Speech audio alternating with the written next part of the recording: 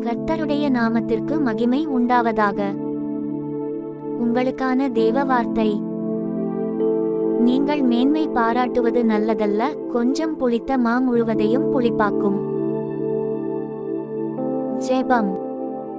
பரிசுத்தமான தேவனே, என் வாழ்க்கையில் உள்ள சிறிய பாவங்களையும் சிறுமையாக எண்ணாமல் அவற்றை ஒழிக்க முனைய நான் துணிவூட்டப்பட வேண்டும். நான் வாழும் ஒவ்வொரு நாளிலும் உமது பரிசுத்தத்திலும் பக்தியிலும் நிலைத்திருக்கட்டும். என் வார்த்தைகளும் எண்ணங்களும் உமக்கு மகிழ்ச்சியாக இருக்கச் செய்யும். பரிசுத்த வாழ்க்கைக்கு என்னை வழிநடத்தும். இயேசுவின் நாமத்தில் ஜெபிக்கிறோம் எங்கள் நல்ல பிதாவே.